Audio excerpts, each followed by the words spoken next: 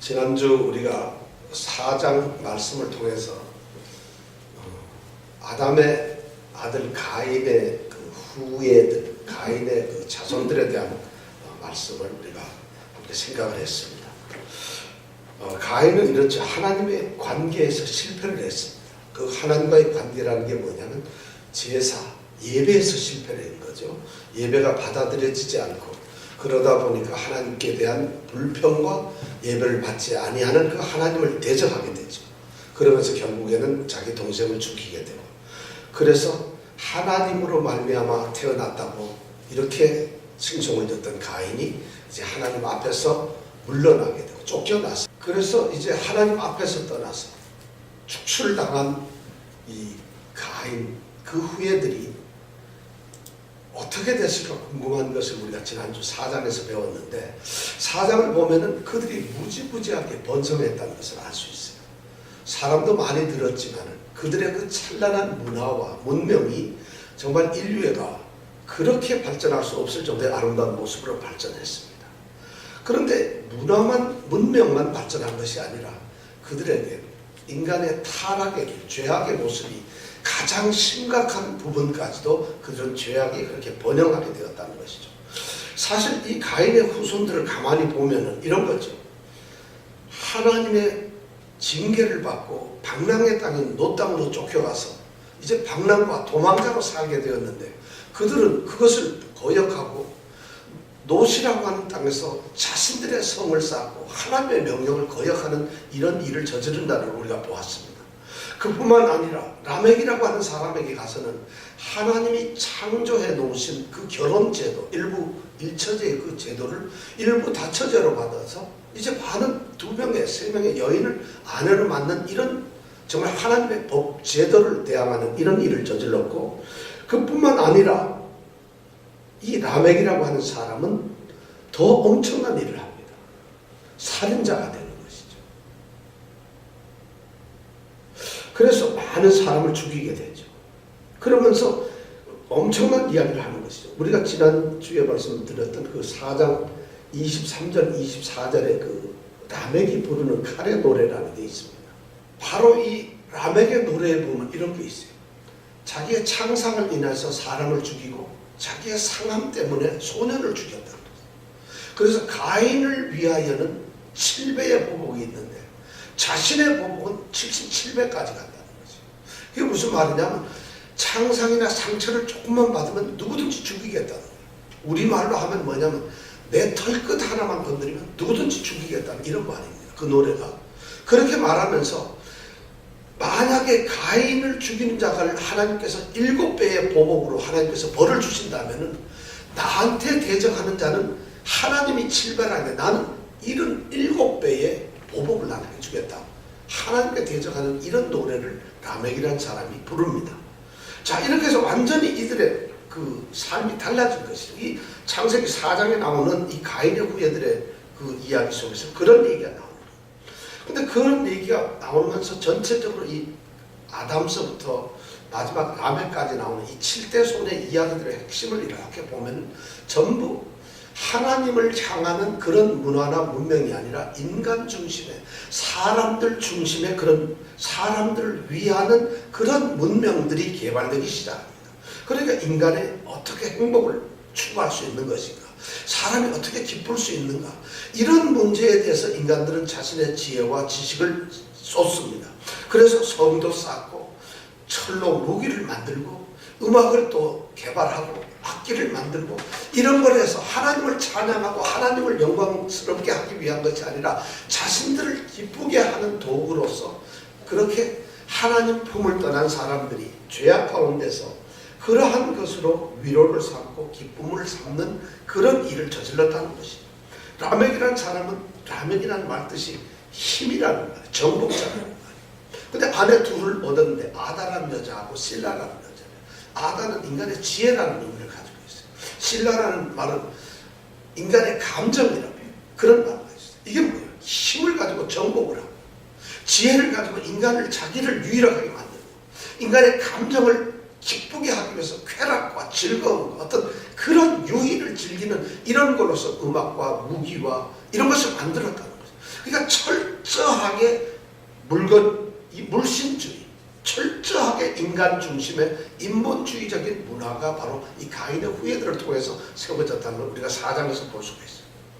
그래서 그들의 교만스러움, 탐욕, 시기, 살인, 이런 인간의 그런 추악한 모습들이 점점 그냥 하나의 문화가 되어버리고 그들의 삶의 모습이 되었어요. 그런데 그들은 번성했다는 것이죠. 지난번 창세기 4장의 말씀을 바로 너무 번성했어요. 그래서 그들은 서로가 자신을 내세우고 자신을 주장하고 자신이 대단한 것처럼 해서 인간의 문명이 그렇게 발전이 되었다는 것이죠. 그런데 성경이 그걸 부정을 하지 않아요. 그렇게 발전이 되었다는 거예요. 자, 그러면 그들은 멸망할 수밖에 없고, 그럼 세상은 전부 다 그렇게만 될 수밖에 없느냐? 그런 건 아닌 것 같아요.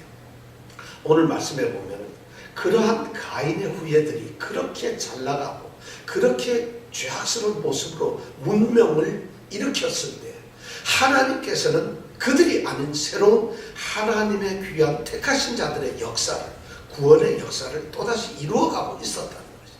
그러니까 4장 전체가 가인의 그런 문명을 쓰고 있는데 마지막 끝에 가서 두 절을 하나님께서는 전혀 다른 하나님의 사람들의 이야기를 끼워 넣습니다. 왜 그러냐? 급해요, 하나님이. 너희들 이 세상의 역사가 전부 인간들이 자기 중심으로 흘러가는 이런 역사로 가는 것 같지만 아니라는 것을 지금 하나님은 제동을 걸면서 4장 25절, 26절에 봐라. 이렇게 하나님의 역사가 있다는 것을 우리에게 이야기해 주고 있습니다. 자, 4장 25절, 26절 한번 읽어보겠습니다. 시작.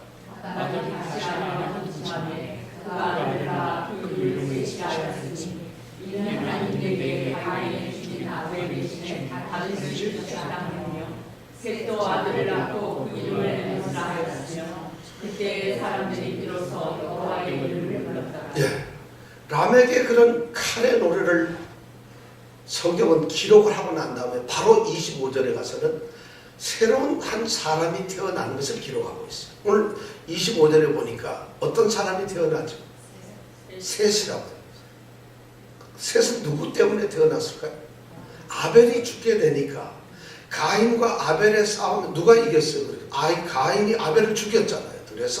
그러니까 아벨로 의인 아벨이 죽고 나면 이제 가인밖에 없는 이런 역사가 될 것 같은데 하나님께서는 오늘 아벨 대신에 셋이라고 하는 한 아들을 주셨다는 거예요. 그런데 오늘 말씀을 가만히 읽어보면 이 셋이라고 하는 말은 새로운 시작 또는 어떤 새로운 출발의 바탕, 어떤 대체자 이런 의미를 가지고 있어요. 그래서 하나님께서 이제 새로운 출발을 하시기 위해서 셋이라는 사람을 주셨는데, 근데 여기 이 말씀을 가만히 읽어보면은 아담이 다시 아내와 동침함에 그가 아들을 낳았다. 그가 누굴까요? 그래서 그가 아들을 여기 보면은 마치 3절에 이 26절에 가서 보면 셋도 아들을 낳고 하는 걸로 봐서 그가 아들을 낳았다 할 때 그는 아담같이 들려지는데 실제 이걸 잘 읽어보면은 히브리 말에는 그녀가 이렇게 되어 있어요. 그러니까 여자가 하와가 아들을 낳았어요. 그리고는 하와가 아들을 낳고는 그 이름을 셋이라고 불렀다는 것이 굉장히 중요한 이야기를 성경은 여기 쓰고 있어요. 무슨 얘기냐? 지금까지의 모든 역사는 남자가 아이를 낳고 남자가 아이의 이름을 지었는데 이 셋이라고 하는 여기에 와서는 하와가 여자가 아이를 낳고 여자가 이름을 지었다는 이런 기록을 하고 있는 거죠. 이게 뭐냐면 창세기 3장 15절 말씀에 있는 그 원시복음에 대한 이야기를 여기서 얘기한 거예요. 뱀과 여자, 뱀의 후손과 여자의 후손의 이 싸움을 하나님께서는 말씀을 하셨잖아요. 바로 여자의 후손이 드디어 이렇게 태어나고 있다는 것을, 가인은 여자의 후손이 아니라 이 셋이 바로 하나님이 약속하시는 여자의 후손이라는 것을 지금 이야기하고 있는 것이에요. 그래서 아벨 대신에 그러면서 태어났는데 아벨 대신에 뭐라고 하냐면 다른 아이를 주었다, 다른 남자를 낳았다, 다른 아들을 낳았다 이렇게 쓰지 않고 다른 씨를 주셨다고 이렇게 기록을 하고 있어요. 이 씨라는 게 바로 창세기 3장 15절에 나오는 뱀의 후손, 여자의 후손 할 때 이 후손이라는 단어가 여기에 씨라고 하는 제라라고 하는 이 히브리 말인데 똑같은 말이에요. 그래서 아들이라는 표현을 쓰지 않고 여기서 씨라고 하는 표현을 들어요. 그렇게 해가지고 이제 셋이라고 하는 이 사람은 여자의 후손으로 태어나는, 약속의 후손으로 태어나는 그런 사람이라는 것을 하나님께서 여기서 얘기를 하고 있는 것이에요. 그러고 나서 26절에 보니까 셋도 아들을 낳고 그 아들을 낳았는데 이름을 뭐라고 그랬다고요? 에노스라고 이름을 지었어요. 그런데 에노스를 낳았는데, 에노스라고 하는 말은, 이 말이 무슨 말이냐면 사람이란 말이에요. 아담이 사람이란 말인데, 아담 이거는 이름도 되지만 사람 이런 뜻을 가지고 있어요. 사람, 인간. 근데 이 에노스도 똑같이 사람이에요. 그러니까 아담이 셋을 낳고 셋이 사람을 또 낳는 거죠. 그러니까 셋으로부터 다시 사람이 시작되었다, 이런 의미로 지금 얘기를 하는데, 아담은, 셋은, 에노스는 똑같은 사람이지만 의미가 조금 다릅니다. 아담이라고 할 때 사람이라는 말은 우리처럼 인류, 동물, 짐승, 새, 그리고 뭐 파충류 이런 게 있는데, 우리 여기 사람이 서 있으면 뭐라고 그래요? 인간 이렇게 부르잖아요. 그런 종류로서 이 사람이라고 말할 때 아담이라고 합니다. 근데 여기서 에노스라고 하는 이 사람은 뭐냐면, 그런 사람의 어떤 특성을 표현할 때 그렇게 얘기하는데, 세 가지 중요한 뜻이 있어요. 뭐냐면 연약함, 인간의 연약함을 얘기할 때 연약한 인간, 이럴 때 에노스라고 합니다. 또 두 번째는 어떤 거냐면 죄 때문에 아주 더러워진 인간이라고, 그래서 돌이킬 수 없는 인간이라, 이런 말을 할 때 에노스라고 표현했어요. 이게 욥기나 시편에서 그런 얘기가 나와요. 인간의 무엇인가인데 이렇게 얘기하면서 얘기할 때는 연약한 인간이라는 표현을 쓰고 있고, 그 다음에 이사야서에도 그런 표현을 쓰고 있고, 그 다음에 세 번째 마지막에는 인간이 무슨 의미를 가지고 있냐면, 여기서는 어찌 고쳐볼 수 없는, 돌이킬 수 없는 그런, 쉽게 얘기해서 완전히 망가진 그런 인간이라는 의미로서 쓰여지고 있다는 거예요, 이 에노스라는 단어가. 그래서 첫 번째 인류는 아담으로부터 시작되었지만, 셋의 계통 후손들은 에노스라고 하는 사람을 통해서 이루어진다. 그래서 다니엘서 7장 13절인가에 보면 다니엘이 환상을 보는데, 거기서 인자 같은 이하고 예수님을 봅니다. 마지막 심판 때 인자 같은 이가 자기에게 나타나서 이런 말씀을 하는데, 거기에서 인자 같은 일 할 때 바로 인자라는 단어를, 에노스라는 단어를 씁니다. 그러니까 사람과 같은, 인자라는 건 사람의 아들이잖아요. 인자가. 그러니까 바로 에노스의 아들 같은 사람, 이렇게 이야기를 하고 있다는 것이죠. 바로 에노스가 사람이란 말이에요. 그 다음에 중요한 말은 그때의 사람들이, 비로소 어떻게 했다고? 그때의 사람들이. 에노스가 태어날 때 사람들이 얘기 나와 있는데, 원래 성경에 보면은 사람들이라고 하지 않고 요 사람들이란 말은 에노스라는 단어를 쓰고 있어요. 에노스 그가, 이런 말. 에노스 그가. 그러니까 사람들이 전체가 아니라 에노스 그 사람이 비로소 여호와의 이름을 불렀더라, 이렇게 됩니다. 그러니까 에노스가 여호와의 이름을 부르는 사람이 되는 것이죠. 그러면 여호와의 이름을 불렀다, 이게 무슨 뜻일까요, 여러분?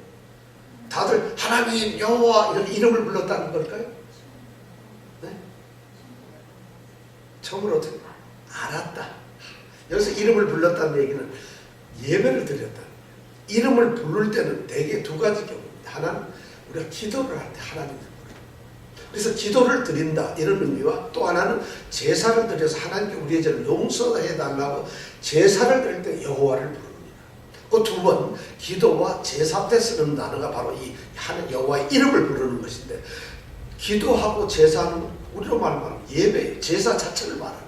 그래서 여호와의 이름을 불렀다는 얘기는 비로소 그때 공적으로, 공식적으로 하나님께 제사를 드리는, 예배를 드리는 행위가 있었다. 언제부터? 에노스 때서부터. 자, 예배가 그럼 하나님, 그럼 아벨도 제사를 드렸고 가인도 제사를 드렸는데, 에노스 때에 와가지고 하나님께 공식적인 예배를 드리는 행동이 있었다는 거죠. 그러니까 셋의 자손들 중에서 이제 그런 일이 벌어졌다는 것이죠. 자, 이 말은 뭐냐면, 에노스라는 사람을 통해서 이제 드디어 하나님의 이 섭리에 따른 하나님의 후손들이, 드디어 하나님의 자녀들이 태어나기 시작한다, 이런 의미를 우리에게 던져주고 있습니다. 그러면서 이제 이 셋의 후손들이 어떻게 되는가 하는 것이 5장 1절부터 32절까지 말씀에 나옵니다. 자, 여기서 이제 우리가 5장에 지난주 숙제를 냈었죠. 무슨 숙제를 냈는지 아세요, 혹시? 네? 읽어오기. 아니, 읽어오기인가요? 지난번 숙제가?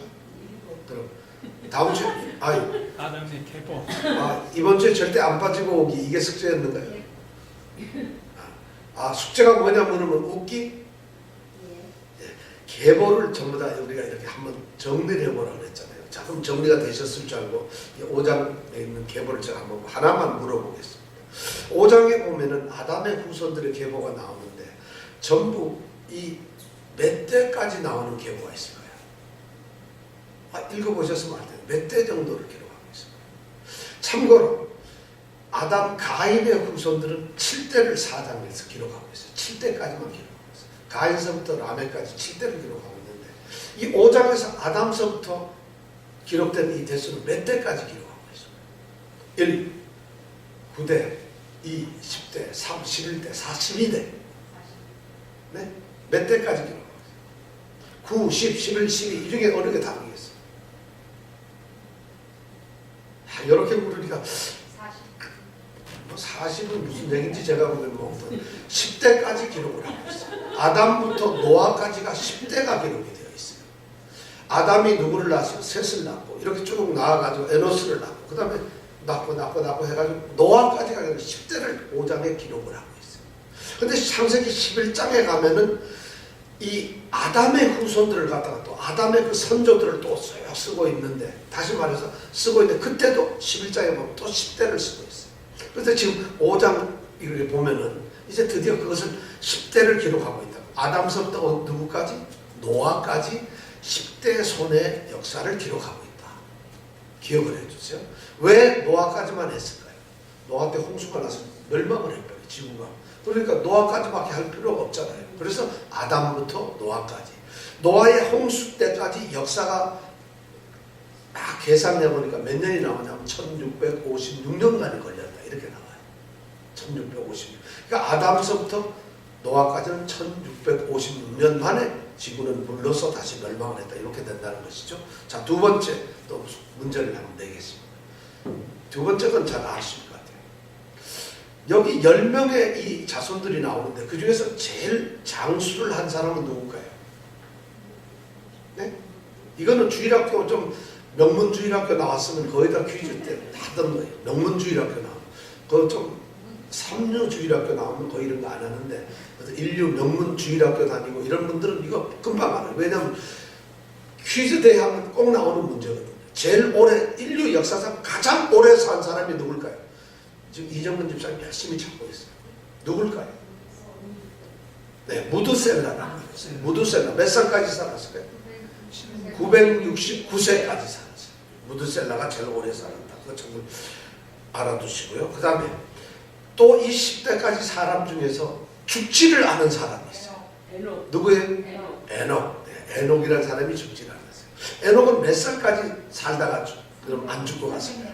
365세까지 살았어요. 365세. 딱 1년, 365세를 사는 것 같아요.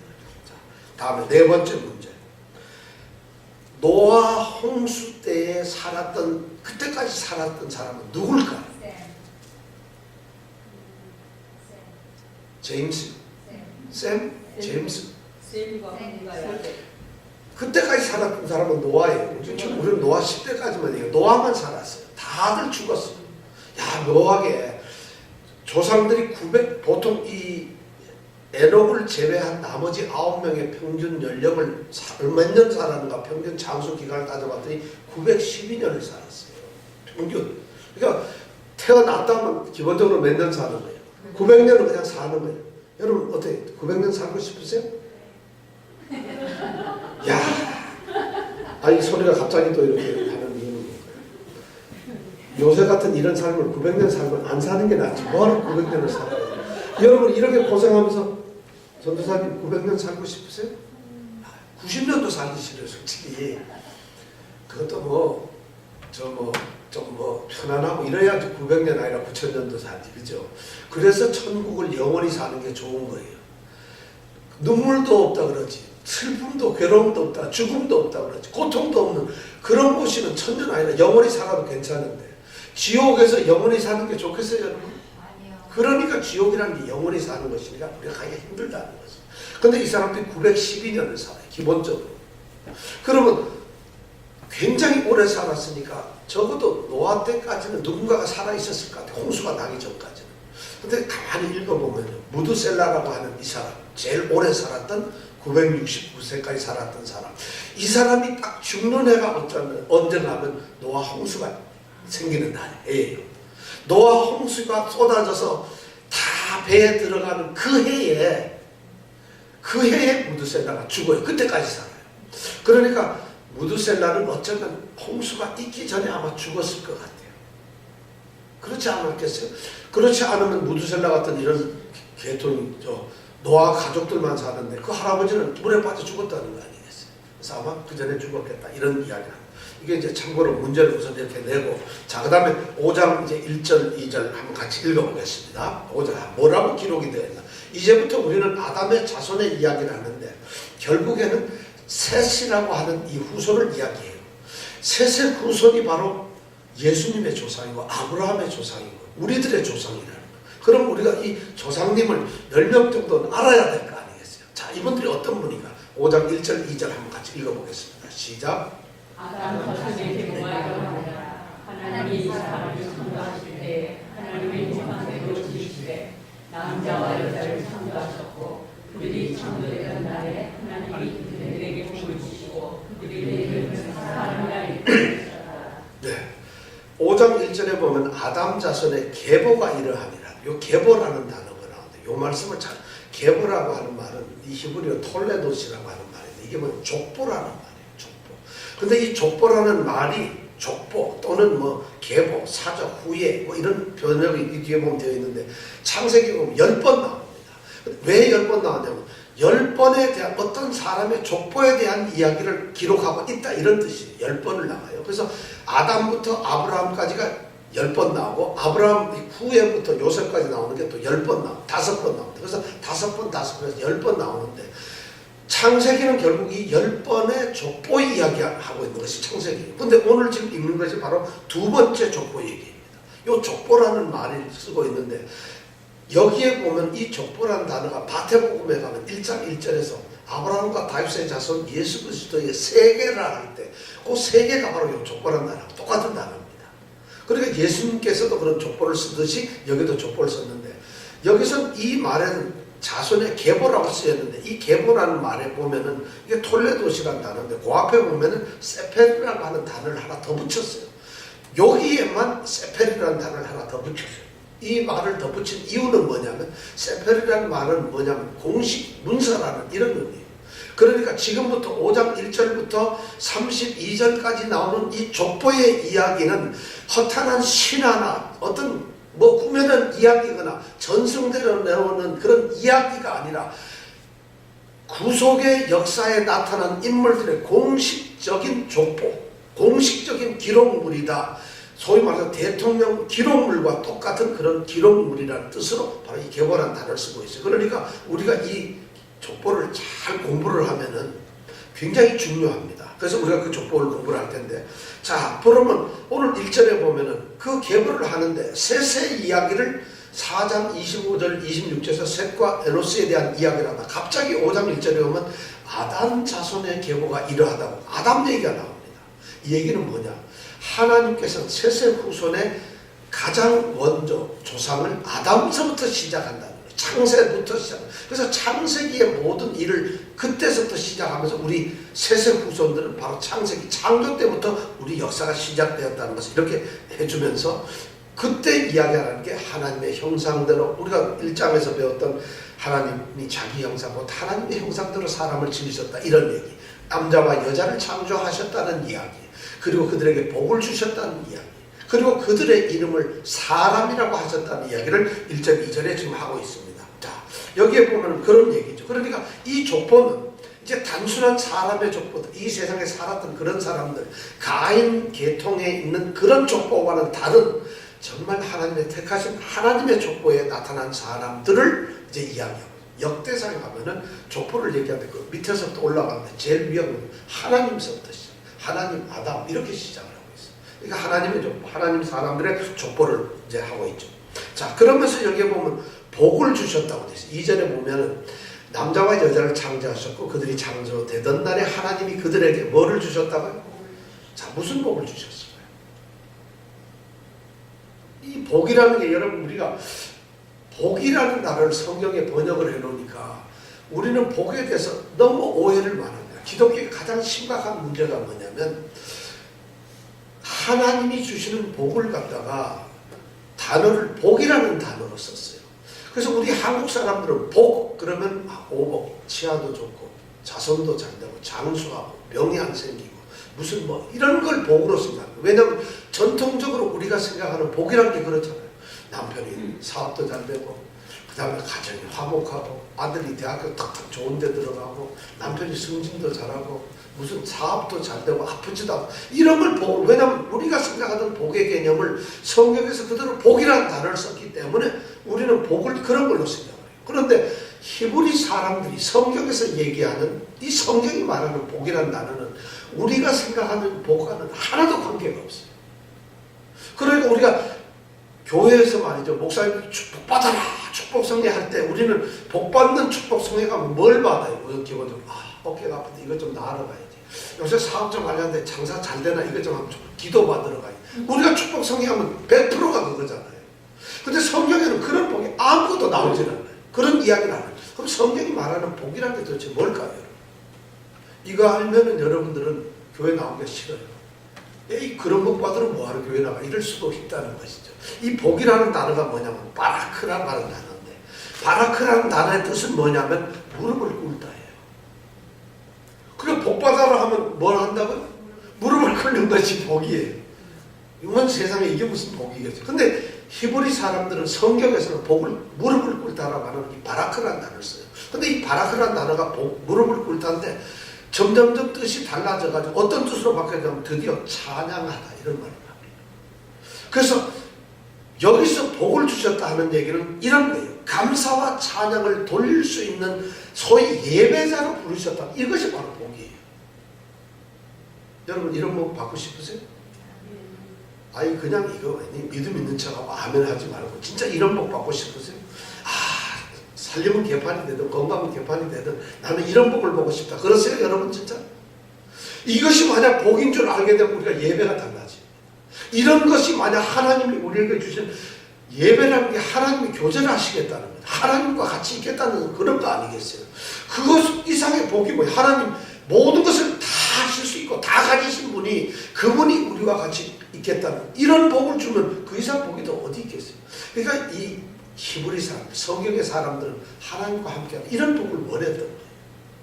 근데 우리는 동양의 한국의 아주 토속적인 미신적인 이런 복을 생각하다 보니까 교회가 신앙이 엉뚱하다. 다 기복신앙으로 달라지고 그러니까 그런 거 잘하는 사람들 무슨 축복 대성회하고 신년 축복 대성회, 축복 새벽 기도회 그러면 전부 다 가가지고 우리가 어떻게 돼요? 하나님께 머리를 숙이는 게 아니라 어디다 머리 숙여요? 목사님 앞에다가 머리를 탁 갖다 대죠. 그러면 머리를 감았든 안 감았든 그럼 목사님은 좀 능력 있는 점은 그냥 백장갑을 딱 끼고 아니면 보통 손을 어디에 머리에다 꼭 올라가지고 그냥 살짝 누르면은 왠지 복이 안 들어오는 것 같아요. 목사님들끼리 얘기입니다. 그냥 살짝 떼면 복이 안 가면서 꾹 누르는 거예요. 그러면 머리 갖다 대신 분도 뭐가 콱 눌려야지 쥐요 이런 소리가 나온다 이거죠. 이런 유치한 일이 한국 교회에서 유행을 합니다. 왜냐면 복이 잘못돼요. 복을 전하는 지도자는 복을 듣는 성도는 똑같이 그러니까 서로가 또 똑같이 모르니까 이게 가능한 거예요. 누가 한 사람이 성도들이 목사님 복이 그게 아니지 않습니까? 이러면 그 복 성회가 되겠어요? 다행스럽게도 목사님이나 성도들이 똑같아. 그러니까 은혜 속에서 축복 성회가 이루어진다는 거예요. 그리고 그것이 2000년의 기독교 역사까지 내려왔다는 것이죠. 이 심각한 문제라는 거예요. 여기서 복이라는 단어를 우리가 하나 정확하게 알고 가잖아요. 복이 뭔지 아시죠? 복이 뭐예요? 예배자가 하나님께 예배하는 사람이 되도록 이끄셨다는 이것이 바로 복이에요. 이게 복이라는 바라크라는 단어입니다. 자, 이렇게 해서 1절, 2절에 보면은 모든 것이 아담으로부터 시작되는 것이 시작됩니다. 그러면서 이제 3절부터 이제 아담의 이야기서부터 노아의 이야기가 나옵니다. 그런데 이 기록을 가만히 읽어보면 아주 특징적인 내용이 되어 있어요. 이 3절부터 32절까지 기록된 이런 내용에 잘 보면 13대를 기록하면서 첫 번째 뭐냐면 누가 몇 살에 누구를 낳았다. 이렇게 반드시 첫 번째 그것이 기록이 되어요. 3절에 한번 처음만 읽어볼까요? 시작. 아담이 130세에 자기 모양 곧 자기 형상과 같은 아들이라. 예, 6절을 한 번만 읽어볼까요? 시작. 셋은 100세에 에롯을 낳았고 예, 9절 한번 읽어볼까요? 에롯은 60세에 게난을 낳았고 자, 12절 한번 읽어볼까요? 게난은 70세에 마하랄을 예, 낳았고 이 성경을 가만히 읽어보면 반드시 누가 몇 세에 누구를 낳았다. 이것이 반드시 나와요. 자, 요거를 그러니까 이 성경을 읽을 때 그냥 읽으면 막 골치가 아픈데 요것만 딱 짚어보면 딱 거기 가서 눈이 뜨인다. 두 번째는 뭐가냐면 뭐 누구를 낳은 후에 몇 년을 지내며 자녀를 낳으니라. 이렇게 돼 있어요. 자, 7절 한번 읽어볼까요? 시작. 에롯을 낳은 후 810년을 지내며 자녀를 낳았고 자, 10절 읽어볼까요? 시작. 게난을 낳은 후 819년을 지내며 자녀를 낳았고 자, 13절 읽어볼까요? 시작. 마하랄을 낳은 후 840년을 지내며 자녀를 낳았고 16절 시작. 야렛을 낳은 후 830년을 지내며 똑같이 나오지, 그죠? 뭐예요? 누구를 낳은 후 몇 년을 지내며 자녀를 낳았다. 이 얘기는 무슨 얘기냐면 여기 나온 사람 한 명을 낳은 게 아니라 그거로도 계속 살면서 뭐를 했다는 얘기예요. 자녀를 낳았다는 거예요. 그러니까 여기에 그 자녀 이름이 전부에 올라오는 것이 아니라 반드시, 왜냐하면 이 계보에 중요한 인물들만 기록이 되고 있다는 얘기예요. 자녀는 그러니까 몇 명을 낳는지는 몰라요. 근데 그걸 다 쓰려면 이 족보책이 이렇게 두꺼워지고 이렇게 아마 이렇게 해가지고 우리가 그거 찾으려면 밤새 찾아야 될지 몰라요. 그러니까 하나님께서는 우리에게 불편하지 않도록 하기 위해서 필요 없는 게 아니라 그런 사람들 이름을 다 빼셨다는 얘기예요. 하나님께서는 필요한 사람들만 이름만 썼다는 거예요. 그렇게 이제 두 번째가 되고 세 번째는 반드시 제일 끝에 뭐라면 몇 세를 향수하고 죽었다. 이렇게 됩니다. 반드시. 자, 5절 읽어볼까요? 시작. 5절 시작. 이정근 집사님 지금 굉장히 바쁩니다. 이거 해야 돼요. 9절 시작. 5절 시작. 그가 930세에 형사하고 죽었더라. 8절 그가 912세를 형사하고 11절 그가 960세를 예, 전부 다 이런 식으로. 그러니까 세 개가 딱 공통. 누가 몇 살에 누구를 낳았다. 누구를 낳은 후 몇 년을 지내며 자녀를 낳았다. 세 번째가 몇 세를 향수하고 죽었더라. 그러니까 이 사람의 얘기가 아주 공통적으로 나와요. 그런데 여기서 우리가 알 수 있는 게 가인의 족보를 얘기할 때는 몇 살을 살았다. 뭐 이런 얘기 하나도 없어요. 쉽게 해서 시간이나 이 나이의 개념을 안 쓰는데 이 가인 아닌 셋의 후손을 쓸 때는 반드시 나이 몇 살까지 살았다는 얘기야. 그럼 왜 이랬을까? 여기서 죽음이 전제되어 있어요. 지금 이 사람들은 하나님의 자손들, 아담의 후손들로서 하나님이 만드신 그런 축복의 자녀들이지만 그들이 범죄해서 죽음이 없었던 사람들이 아니라 이제 죽음이 있는 사람이라는 거예요. 에덴 동산에서 만약 범죄하지 아니하였다면 그들이 거기서 영원토록 살 수 있었을 것인데 그들이 범죄를 함으로 말미암아 이제 죽게 되었다는 것이죠. 그래서 그걸 나타내기 위해서 반드시 죽었다는 얘기를 하는 거예요. 그 대신 죽었는데 하나님이 축복을 많이 내셔 몇 년씩 살았다? 기본적으로 900년을 이렇게 살았다는 것이죠. 자, 그렇게 해서 죽은 이야기를. 그리고 아까 얘기한 또 자녀를 반드시 낳았다는 것을 우리가 기록하면 돼요. 자, 그러면 아담 3절에 보니까 아담이 130세에 아들을 낳았죠. 자기 모양, 곧 자기 형상과 같은 아들을 낳아 이름을 셋이라 했다. 여기서 이 아담에게는 아들을 낳았는데 하나님께서 아담을 만들 때에는 하나님께서 하나님의 자기의 형상과 자기의 모양대로 아담을 만들었어요. 근데 아담이 셋을 낳을 때는 하나님의 형상이 아니고 아담 자신의 형상으로 아기를 낳는 거예요. 이 얘기는 굉장히 좋아요. 그러니까 아담은 하나님의 형상의 사람이지만 셋은 아담의 형상의 사람이에요. 여기에서 무슨 의미가 있느냐면 아담은 하나님이 만든 하나님의 성품을 가진 죄짓기 전의 모습이었지만 아담이 서로 칼을 따먹고 범죄하고 추방되면서 이제는 사람이 되면 죄인이 되면 죄를 가지고 있는 죄성을 가진 사람이 됐어요. 아담의 후예들은 결국 누구냐? 다 죄성을 가진 인간이라는 아담의 모양을 닮았으니까.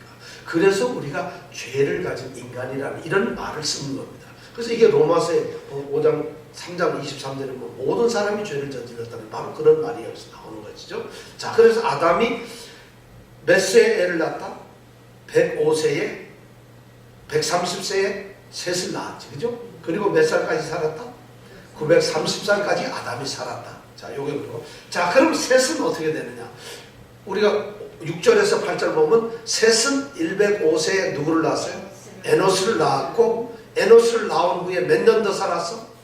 807년. 그래서 그는 몇 살까지 살았다? 912세까지 살았다. 그 다음에 에노스라는 사람이라고. 에노스는 몇 세에 계란을 낳았어요? 90세에. 90세에. 그 점점 보면 900세에 애 낳는 거 대단한 거죠. 근데 뭐 웃을 일은 아닙니다. 자, 90세에 누구를 낳았어요? 게난을 낳았고, 게난을 낳은 후에 850년을 지나면 자녀를 낳았다. 자, 셋이라는 말은, 에노스라는 말은 아까 제가 어떤 의미라는 걸 설명을 드렸어요. 근데 요 에노스라는 사람 때 특별한 일이 뭐라고 그랬죠? 아까 에노스 때 무슨 일을 했다? 에노스라는 사람, 이 에노스는 지금 3대째인데 아담, 셋, 에노스인데 에노스 때 무슨 일을 했다고 그랬죠? 예? 진짜 우리 최경국 집사님 공부 저렇게 열심히 하고 처음으로 여호와의 이름을 불렀다. 그죠? 그게 에노스 때예요. 3대가 4장 26절에 그렇게 나와 있죠. 에노스 때 비로소 그때에 그 사람들이 비로소 여호와의 이름을 불렀더라. 처음 그러니까 공적 예배의 최초 시작자가 누구라고? 3대 에노스였다는 거죠. 그리고 에노스가 이제 그 다음에 게난을 낳아요. 게난이라는 의미는 소유라는 의미예요. 그래서 70세에 마할랄렐이라는 사람을 낳고 840년을 더 살다가 910세에 죽습니다. 그리고 마할랄렐이라는 뜻은 하나님께 찬양이라는 거예요. 하나님께 찬양한다 이런 이름을 가지고 있어요. 이 사람은 야렛이라는 사람을 낳았어요. 그 다음에 야렛이 18절에서 20절까지 나오는데 야렛이라는 말 뜻은 내려감이라고 하는 뜻이에요. 근데 이 사람이 누구를 낳냐? 그 유명한 에녹을 낳았어요. 야렛은 누구를 낳았다고요? 에녹의 아버지는 누굴까요? 야렛. 야, 어려구나. 그럼 제가 하나 물어볼게요. 야렛이 에녹을 낳을 때, 예? 에녹을 낳을 때 아담이 몇 살쯤 됐을까요? 아담이 그때 살아있었을까요? 없었을까요? 지금 대수가 지금 아담, 셋, 에노스, 게난, 마할랄렐, 야렛 그리고 에녹 7번째 에녹을 낳았는데 이때까지 그러면 아담은 살아있었을까? 네? 살아있었어요. 봤어요? 살아있는? 살았을까? 죽었을까? 930년도에까지 살아계셨으니까. 그러니까 지금 아담이 몇 살이에요? 그러니까 야렛이 에녹을 낳을 때가 몇 살이냐고.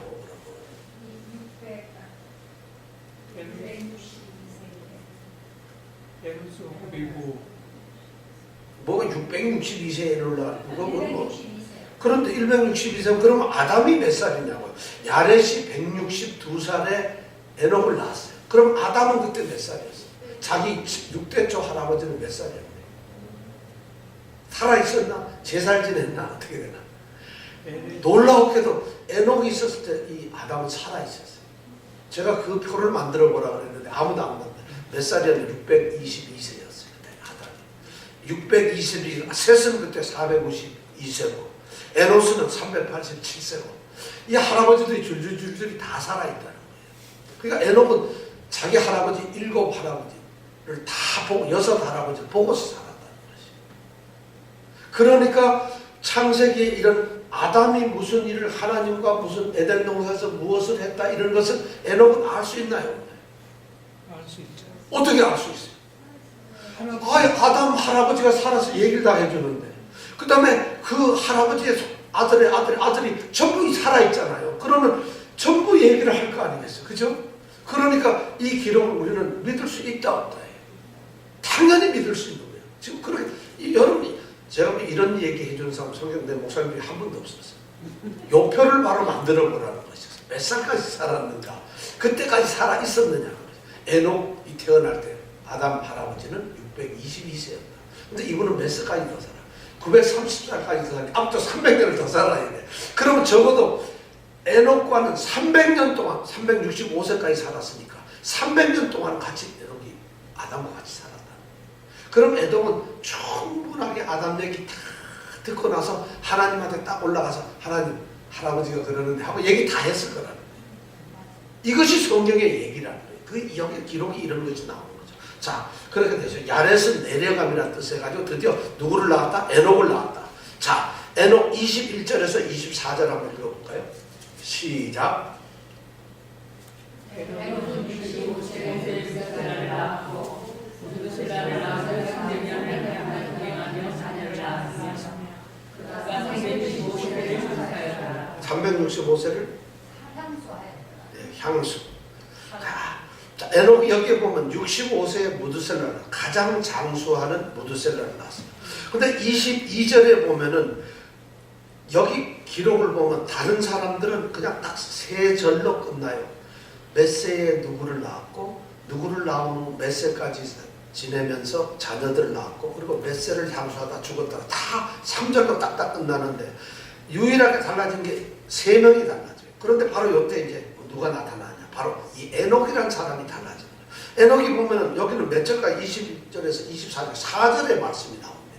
그러면서 거기에 특별히 들어가는 게 뭐냐면 22절과 24절에 보면 특별한 얘기가 들어있어요. 22절에 보면 뭐냐면 무드셀라를 낳은 후에 어떻게 300년을 자녀를 낳았으면 이렇게 나오지 않고 하나님과 동행하며 이 말이 나오는 거예요. 처음으로. 그러니까 에녹은 누군가 동행했다고? 이게 동행이라는 건 참 진짜 중요한 거예요. 동행 함께 했다는 거죠. 미가서에 보면 미가서 6장 8절에 보면 이렇게 나와요. 여호와께서 내게 구하는 것이 오직 겸손히 내 하나님과 함께 행하는 것이 아니냐. Walk with your God. 이렇게 얘기를 하죠.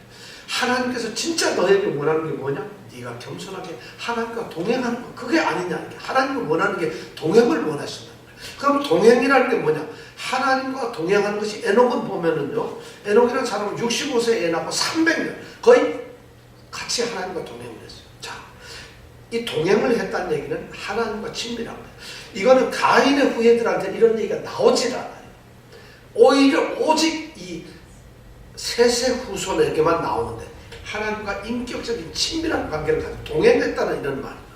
여기 가만히 보면 자 우선 보세요.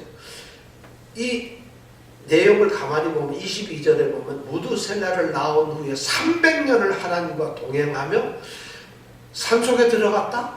아니잖아요. 하나님과 동행하며 궁궐에서 살았다? 아니에요. 하나님과 동행하면 어떻게 됐어요? 자녀를 낳았다. 300년 동안 살면서 무슨 하나님 앞에서 주여 할렐루야 예배만 드렸다는 게 아니에요. 자녀를 다른 사람들과 똑같이 자녀를 낳았다는 얘기는 뭐냐면 그냥 평범한 자기 일상생활에서 하나님과 동행했다는 얘기예요. 그러니까 우리는 하나님과 동행한다 그러면 마치 이상한 하나님하고 해가지고 어디 뭐 특별한 일을 해야지 내가 하나님과 동행하는구나 착각을 해요. 지금 여기 계시는 분들 내가 거의 다 그랬죠.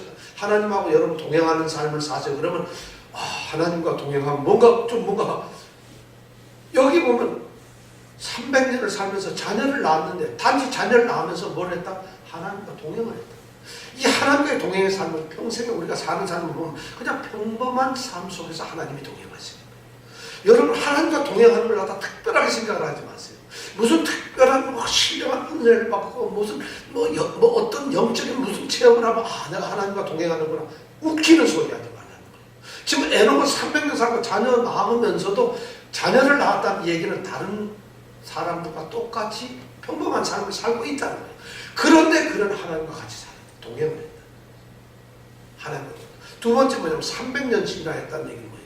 365년을 살아야 되는데 65년에 애 낳고 나서 죽음, 승천할 때까지 300년 동안을 했다는 얘기는 평생을 하나님과 동행했다는 거예요. 평범한 삶을 살긴 사는데 뭐 한 10년 이렇게 같이 동행한 게 아니라 평생을 300년 평생을 동행을 했다.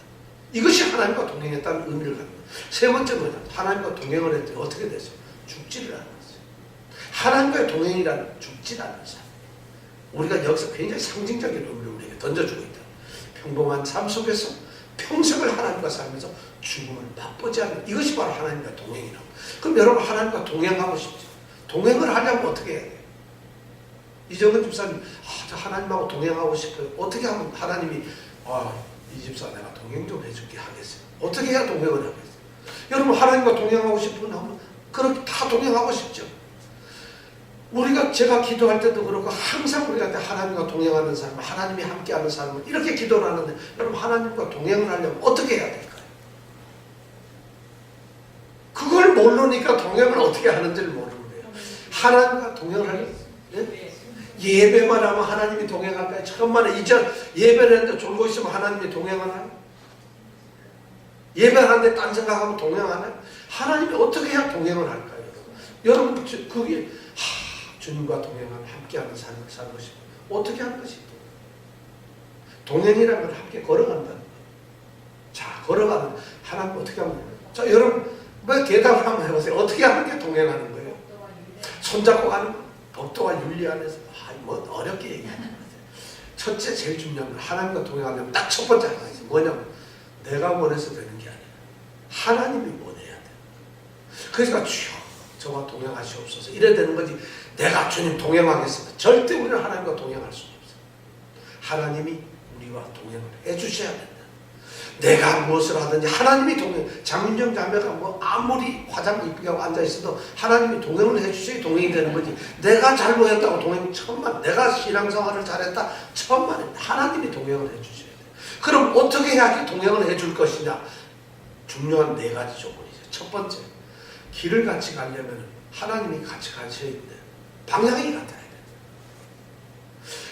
하나님은 동쪽을 가시고 싶은데 나는 서쪽을 가요. 그럼 동행이 될까요? 안 될까요? 동행의 가장 중요한 첫 번째가 뭐냐? 가는 곳이 방향이 같아야 돼. 여러분 우리의 삶이 하나님과 동행한다는 얘기는 뭐냐면 하나님의 방향이라고 그걸 맞춰야 된다는 거죠. 나는 내 고집대로 내가 살고 싶은 대로 내가 좋아하는 대로 가고 싶은데 하나님이 따라와 주는 건 아니라는 거죠. 그 동양을 하는 같이 동행하는 같이 손을 잡고 걸어가는 길은 방향이 같은 방향일 때만 가능하다는 거죠. 하나님의 방향이 여러분의 삶을 맞추라는 거죠. 그래야 동행이 됩니다. 두 번째 뭐냐면 동행이라는 건 목적지가 같아야 돼요. 방향은 같은데 목적이 다르면 이쪽으로 방향이 같은 방향이면 달라요. 목적지가 같아야 돼요. 그럼 하나님이 나에게 원하시는 목적이 무엇인가를 알아야 돼요. 그 목적이 될 때 비로소 하나님이 동행을 하는 거지. 나는 돈 벌고 싶어요. 하나님 좀 같이 동행해 주세요. 하나님은 돈 버는 것이 목적이 아니면 갈 필요가 없어요. 돈은 절대로 안 벌려지는 것이에요. 나는 건강하고 싶은데 하나님의 목적은 건강이 아니에요. 그러면 동행이 안 되는 거예요. 저는 죽어도 좋습니다. 그런데 하나님 그냥 죽든지 말든지 하나님께서 끌고 와주세요. 그럼 하나님 그래 그럼 내가 가고자 하는 대로 가자. 그게 동행이 되는 거예요. 그때 형통이 된다는 것이죠. 자, 첫 번째가 뭐라고요? 방향이 같아요. 두 번째는 목적지가 같아요. 세 번째는 하나님의 뜻과 같아야 돼요. 같이 걸어가는데 하나님이 같이 가는 뜻이 우리의 뜻과 같아야 되는 거예요. 목적지에 가는데 목적지 가는 목적이 있잖아요. 그 목적 뜻이 있잖아요. 근데 뜻이 서로 다르면 나는 천국에 가려는데 뭐냐면 나는 좀 이렇게 이 세상 사는 게 고통스러워서 천국 가고 싶어요. 이건 아니라는 거예요. 하나님의 뜻이 천국에 가는 목적이 뭘까요? 하나님을 찬양하고요. 천국의 삶은 찬양의 삶이거든요. 그러니까 뜻이 하나님의 뜻과 같아야 돼요. 그러니까 사업하시는 분들은 제가 보기에 동행하기가 굉장히 쉽지 않아요. 실제로 따지면. 자식 뭐 어떻게 잘 되겠다 하나님하고 동행하고 싶지 않아요. 정확하게 얘기하면. 내가 건강하고 싶습니다. 내가 뭐 번창하고. 정말 하나님과 동행하는 것이 굉장히 힘들어요. 이것이 과연 하나님의 뜻에 합당한 것인지, 하나님이 원하는 방향인지, 하나님의 목적인지, 이것이 같아요. 그 다음에 네 번째, 진짜 중요한 거. 첫 번째가 방향, 목적지, 뜻. 네 번째 중요한 게 하나님 마음에 들어요. 아무리 방향 다 같지만 하나님하고 마음이 통하면 우리도 그렇잖아요. 길 같이 가려는데 저 인간하고 가는데 안 가. 이런 거 있잖아요. 답답한데. 하나님의 마음이 합해야 된다. 하나님 기뻐하시고 하나님이 즐거워야 돼요. 하나님이 기쁘시고 그 사람과 함께 계시면 그런 마음이 있어야 그게 동행이 되는 거예요. 자, 여러분 이 네 가지가 있어야만 그럴 때 하나님이 우리 옆에 와서 동행을 하는 거예요. 에녹이 바로 그런 삶을 살았다는 것이에요. 에녹이라는 사람은 300년을 살면서 가는 방향이 하나님 방향이고 목적지도 하나님의 목적지고 뜻도 하나님의 뜻이었고 그가 하나님이 기뻐서 하나님 옆에 와 계셨다는 거예요. 동행을 했다. 여러분 하나님이 동행하는 삶 함부로 얘기하기 힘들겠죠. 동행하시겠어요? 동행하시겠냐고요. 야, 그럼 예수 믿지 말지. 이거 이렇게 힘들어가지고. 근데 그 동행의 그 위대함을 알면 그런 말을 할 수가 없죠. 동행을 한 번도 우리 경험을 못 해봤어요. 사실. 왜냐하면 우리가 내년 주님께서 함께 하신 내게 큰 축복을 내렸다. 저는 그 말 들을 때마다 가슴이 철렁철렁 내려요. 어떤 사람이 뭐 목사님이 옛날 전도사 시절에 목사 고시 시험을 보는데 떨어질까봐 조마조마했는데 시험을 봐서 붙었대. 하나님이 동행해서 붙었다. 내가 이 사람 가만히 보면 절대 동행 안 같진 않아요. 자기는 착각을 하나님은 그러니까 어떤 일이 이루어졌을 때 마치 하나님께서 한 것처럼 오늘날 교회가 전부 그런 걸로 뒤덮여져 있어요. 예를 들어서 어떤 큰 교회가 아주 대형 교회가 됐어요. 건물도 어리어리해요. 우리 교회는 성령님이 축복하시고 함께 하셔서 하나님이 인도하셔서 이렇게 교회가 부흥되고 이렇게 큰 성전을 허락하셨습니다. 할렐루야. 그럼 목이 터져라 아멘 이러죠. 그럼 그 교회는 하나님이 진짜 축복을 하신 걸까요? 그게 하나님이 동행하신 걸까요? 그럼 그분이 정말 성령님은 거기에만 계셔서 그럼 대한민국의 조그마한 교회 전부 성령님이 하나도 없는 걸까요? 절대 그건 하나님의 뜻이 아니라는 거예요. 자신의 목회적인 욕심과 사역이고 목회적인 꿈이었지 하나님의 뜻은 아니라는 거예요. 제가 뭐 하나님의 뜻을 그렇게 함부로 써서는 안 된다는 것이죠. 그런데 우리는 쉽게 그렇게 또 있는 분도 그것을 하나님의 뜻으로 착각을 하고 있다. 그만큼 이 동행이라는 개념이 너무 힘든 거예요. 여러분 동행 진짜 하시기 바랍니다. 정말 하나님의 동행하는 사람이 되겠습니다. 이런 동행. 자, 그런데 동행을 하고서 에녹은 어떻게 24절에 보니까 엘리야처럼 딱 죽지 않고 엘리야도 회리바람에 의해서 병거리 다 올라가 버렸잖아요. 그런데 바로 이 에녹도 395년 65세가 딱 되는 해 어떻게 됐는지 하나님이 데려가셨어요. 어떻게 데려가셨을 것 같아요, 여러분? 짠 하고 UFO가 와서 싹 없어졌는가? 하여튼 에녹은 그렇게 갔다는 거죠. 자, 그런데 이 에녹이 왜 이렇게 훌륭했을까? 에녹은 진짜 어떤 신앙생활을 했을까? 우리는 이 구절을 보면 하나도 알 수가 없어요. 그런데 유다서에 가보면 에녹이 어떤 신앙을 가졌는가를 우리가 알 수가 있어요. 유다서 13장, 유다서 14절, 15절. 유다서는 1장밖에 한 장밖에 없으니까 14절, 15절에 이렇게 기록이 되어 있습니다. 아담의 7세 손 에녹이 사람들에게 대하여도 예언하여 이르되 보라 주께서 그 수만의 거룩한 자와 함께 임하셨는 예수님의 재림을 지금 보고 있어요. 주님의 재림을 보고 있어요. 그러면서 이는 무사람을 심판하사 주님께서 많은 선자들과 동행하시고 재림하셔가지고 많은 사람들을 심판하신다고 되어 있어요. 유다서에. 그래서 뭘 심판하나? 모든 경건치 않은 자의 경건치 않게 행한 모든 경건치 않은 일. 그러니까 경건치 않은 사람이 경건치 않은 방법으로 행했던 경건치 않은 일에 대해서 심판한다는 거죠. 그러니까 경건치 않은 사람이 경건치 않은 방법을 쓸 수밖에 없죠. 그리고 경건치 않은 일을 할 수밖에 그런 일을 심판하고 또 뭐를 심판하느냐? 또 경건치 않은 죄인의 주께 거스려 하고 주님을 대적하고 주님의 뜻에 어긋나고 주님의 뜻에 반대되고 주님의 계명을 어기는 주께 거스려 한 모든 강팍한 말을 인하여 심판하시다. 저희를 정죄하게 하십니다. 누가 이런 예언을 했다고요? 에녹이 했다는 거예요. 야, 유다라는 그 당시에 이 유다 어른께서는 어떻게 이 에녹의 이야기 성경에도 안 나와 있는 걸 알았습니다. 아마 기도 가운데 이걸 깨달았겠죠. 바로 에녹이 그런 예언을 했다. 주님의 재림 예언을 가지고. 그럼 에녹이라는 사람의 신앙을 우리가 알 수 있죠. 이미 그때 주님께서 오심을 갖다가 보고 있었다는 거죠. 그런 신앙을 누가 가지고 있었다? 에녹이라는 사람이 가졌습니다. 거다가 이 네 번째 진짜 중요한 이 에녹의 역사를 보면 이 역사를 기록하는 데 보면 말이죠. 가인의 7대 손이 누구냐면 라멕이라고 하는 사람. 아담의 이 7대 손이 누구냐면 바로 이 에녹이라는 사람. 똑같이 가인 족속의 7대 손 이 에녹과 셋 족속의 이 7대 손 에녹이 똑같이 7대인데 놀라운 기록을. 라멕의 시대 보면은 뭐냐면은 경건치 못한 완전 가인의 막장 드라마가 여기서 완성이 돼요. 살인하죠. 일부 다처제하고 있죠. 죽이지요. 가장 나쁜 거. 그리고 그 아들 3명 하는 게 뭐예요? 전부 악기 만들어 철로 뭘 만들고 막 이래가지고 가장 어떻게 보면 죄악의 가장 극대주의, 가장 인본주의적인 그런 가인의 후예자들의 그 삶이 완성된 것이 바로 7번째 라멕이에요. 그런데 이 셋의 후손의 7번째 에녹 시대는 하나님께 가장 위대한 일이 일어나고 있어요. 놀라운 일이잖아요. 이것을 이 족보를 쓰시는 이 모세가 의도적으로 타락한 인간들의 역사와 7대와 선택된 하나님의 구속사의 이 족보의 7대를 갖다 비교를 하고 있는 거예요. 일부러 아주 교묘하게 7대의 라멕이라는 사람과 7대의 에녹이라는 사람을 다 비교시켜가지고 인간의 역사는 이렇게 망했다는 거죠. 그러나 하나님의 사람들은 에녹과 같이 영원한 영생을 얻었다는 걸 지금 죽지 않고 영생을 얻었다는 걸 우리에게 상징적으로 이 족보를 통해서 알려주고 있다는 거죠. 이해가 가세요?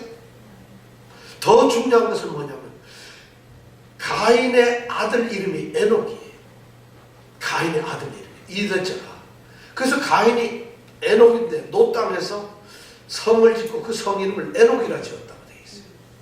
근데 에녹인데 똑같은 이름을 가진 이 에녹인데 가인의 아들 에녹은 자신들을 위해서 인간을 위한 성을 지었지만 이 에녹 하나님의 후손인 이 10대손 에녹은 하나님의 나라의 성을 짓고 하나님의 나라를 확장하고 있습니다. 이런 또 역사적으로 너무 다른 것은 동명이 똑같은 이름을 통해서 성경의 이름은 굉장한 의미를 가지고 있어요. 우리에게 이런 것을 지금 이 저자가 우리가 들려주고 있다는 거죠.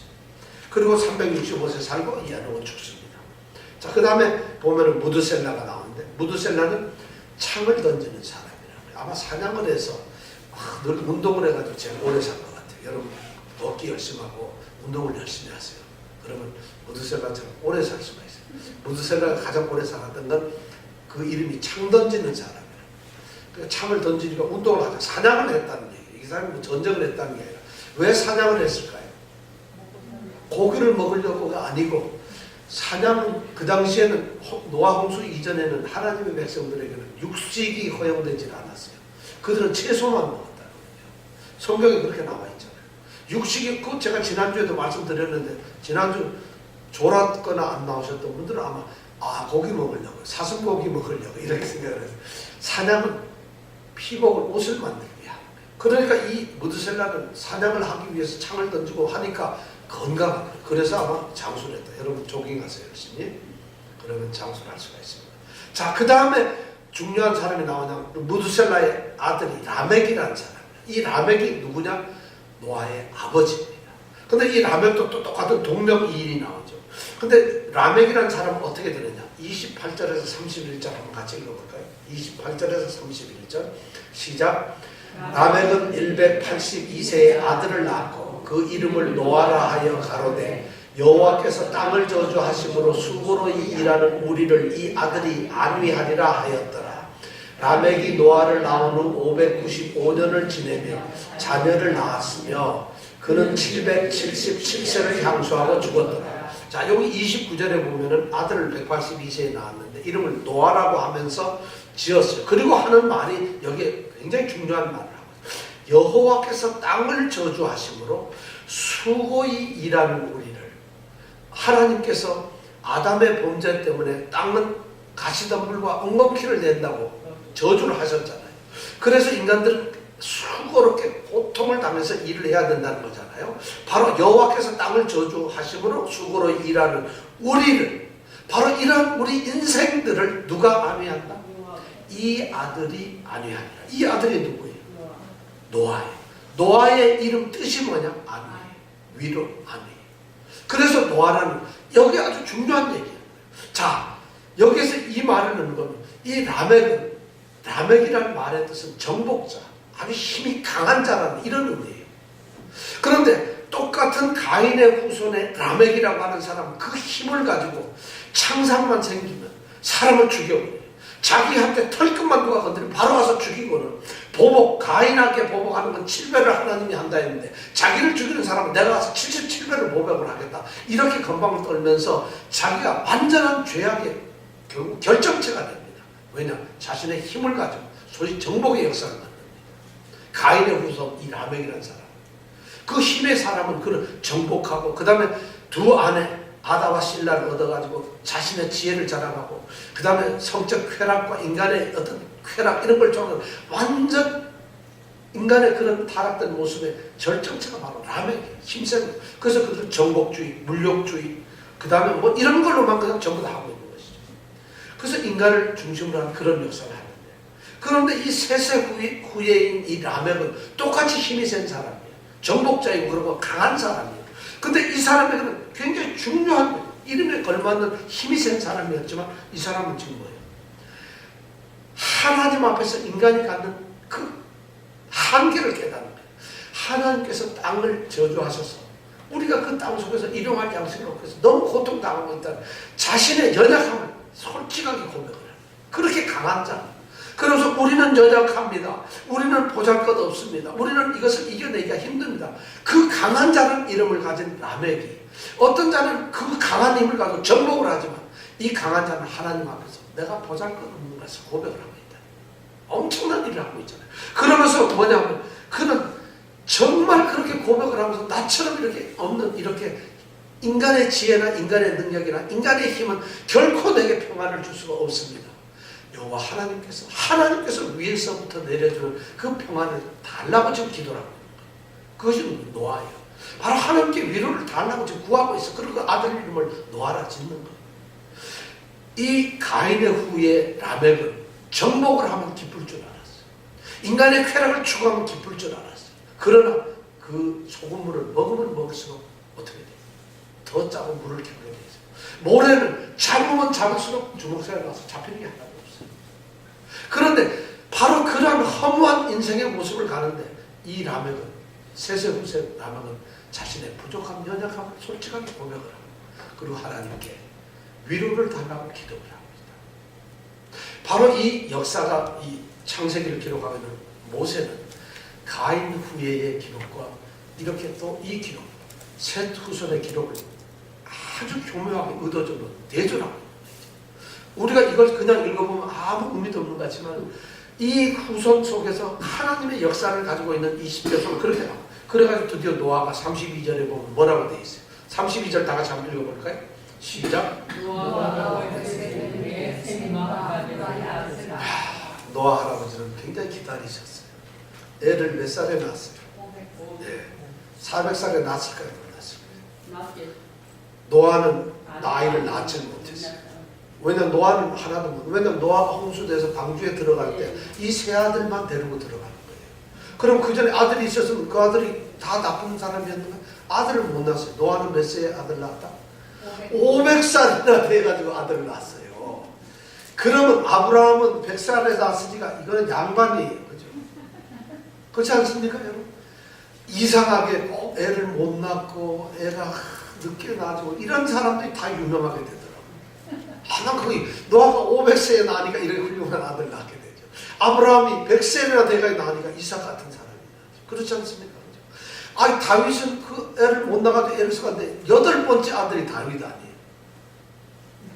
자, 그러면 사무엘의 엄마 한나는 애 못 낳아가지고 막 그냥 나려 구박당하다 애를 낳으니까 사무엘을 낳아요. 애 낳는 걸 자랑하지 마시고 못 낳는 것. 그래서 저는 원근 집사님 내가 우리 제임스를 느껴놨거든. 그래서 이 제임스는 정말 뭐 큰일이 될 거다. 얘가 내일 모레 금요일날 런킨에서 표창장을 받습니다. 우리 제임스가 어디서 받죠? 네? 몰라? 금강산에서. 여러분 금강산 가면 밥 주나요 낮에? 이런 일을 하면 늦게 날수록 좋다.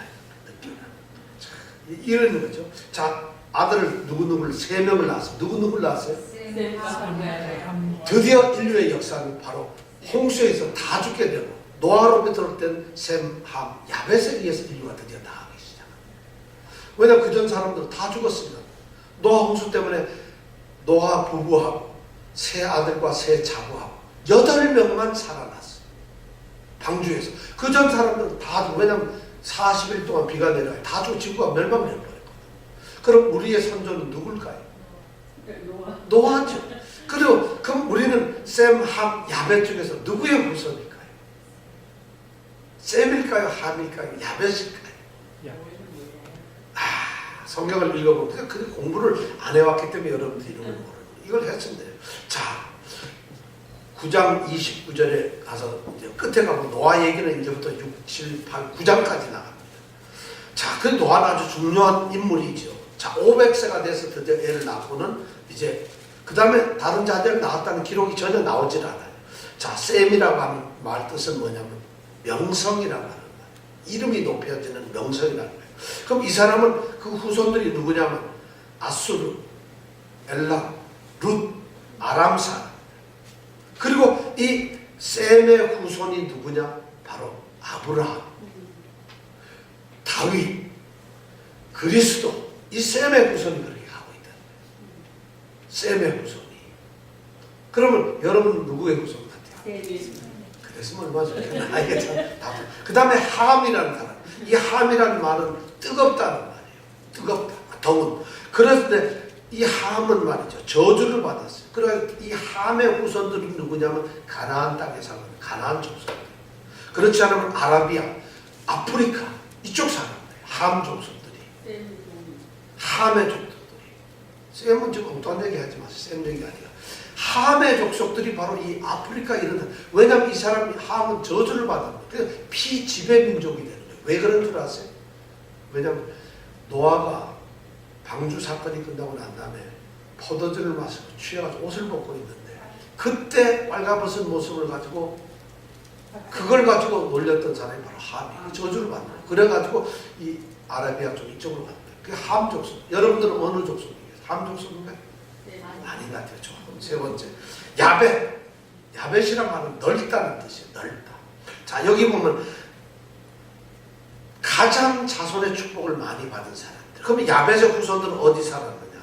그 당시 이 가나안 땅, 팔레스타인의 서쪽에 있는 스페인, 러시아 남부, 소아시아, 그 다음에 유럽, 지중해 이쪽의 사람들을 전부 야벳 후손. 그럼 주로 오늘날로 말하면 어디?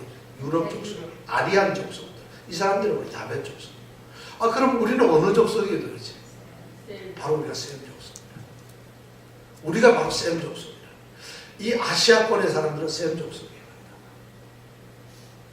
그럼 여러분들은 예수님과 같은 족속입니다. 물론 우리는 믿음으로써 아브라함의 족속이긴 하지만 우리는 역시 또한 셈 족속이라는 거예요. 이 이야기를 앞으로 우리가 계속해서 나가 들을 거예요. 그러니까 우리 창세기를 우리는 열심히 배워야 돼요. 자, 셋을 통해서 전발되는 우리 5장의 역사를 우리가 다 슬쩍 봤는데 시간이 많이 지났거든요. 셋의 이 갭 족보를 보면은 가인의 족보에서는 찬란한 인간의 문명 문화 이야기들이 계속 나와요. 누가 무슨 발명을 했다, 누가 뭘 했다 하는데 셋의 역사를 보면 그런 게 하나도 안 나와요. 그러면 도대체 이게 어떻게 된 거야? 셋의 후손들은 10대까지 기록되어 있는데 7대까지 기록된 저기는 문화가 그렇게 발달되는 정말 문화 창달의 역사가 일어났는데 왜 하나님의 조속들인 이 셋의 후손들에게 문화는 문명이 하나도 없어요. 누가 뭘 악기 만든 사람도 없었고 철을 가지고 노는 사람 왜 아무것도 없었어요? 왜 그랬을까? 자랑할 게 없어서 그랬을까? 아니면 뭐 역사가 하나도 없었을까? 우리는 아무것도 몰라요. 우리는 아무것도 모르지만은 이 모세가 창세기를 쓰면서 셋의 후손을 썼을 때는 그의 관점은 이들은 하나님의 사람들이라는 거예요. 그것을 얘기하고 있는 거예요. 그래서 에녹이라는 사람을 쓰고 있는 거고 노아를 쓰고 있는 거고 라멕을 쓰고 있는 거고 에노스를 쓰고 있는 거예요. 이런 사람들이 바로 이 셋의 후손이라는 얘기는 뭐냐? 하나님의 사람들이라는 걸 얘기하고 싶어요. 그래서 창세기 5장은 바로 그런 얘기를 하고 있어요. 그러면서 하나님의 이 구속 역사는 가인의 후손이 아닌 누구의 후손이다? 셋의 후손이라. 여러분들은 누구의 후손? 셋의 후손이라. 이제 해답이 되셨습니까, 다들? 자, 그러면 우리가 이제 다음 6장서부터 볼 텐데, 자, 그러면 셋의 후손들은 어떻게 될까요? 앞으로 여러분 막 하나님의 후손들이니까 엄청나게 축복받고 엄청나게 그냥 하나님의 뜻에서 번영할까요? 이제 그 이야기는 6장서부터 우리가 함께 생각하겠습니다. 여러분 다음에 꼭 6장 한번 읽어보세요. 읽어와야지 이게 무슨 얘기인지 여기서 듣기 시작하면은 뜻도 잘 안 되지만 그러다 보면 뭐만 생길까요? 졸음만 나온다. 읽고 오면 이야기가 이해가 되니까 무슨 말씀? 꼭 6장을 다 읽어오시기 바랍니다. 자, 함께 기도합니다.